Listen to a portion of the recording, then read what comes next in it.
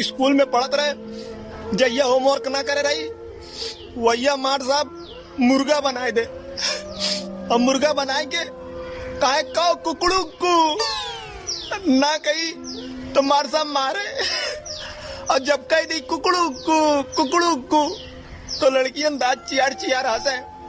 2 साल तोरा भाई जेले, सब लड़कियां इंटरवल में मजा ले, छुट्टी में मजा ले। 2 साल बाद दिन बदला। एक दिन मार साहब लड़की का होमवर्क चेक करते रहे, 40 में से 20 लड़की होमवर्क ना करे रही, और लड़की से मार साहब कहे चल मुर्गी बन और बोल पक पक पक। वक्त बदल गया, जज्बात बदल गया, रोते हुए चेहरे पे खुशी आ गई। अब हम लोग सीना तान के जी सकत रहे और कह सकत रहे कौ पक पक पका। यस, तोरा भाई 10 दिन में लड़किन का ऊ पसीना छुड़ाई दिए, पक पक पका कह के, पक पक पका कह के। ये बेचारी एक एक कह के लड़कियां दर बाई दर स्कूल से निकलना शुरू हो गई।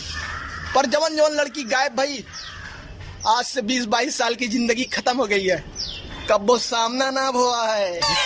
हिसाब किताब में हम कमी ना करते, बराबर हिसाब लेते थे।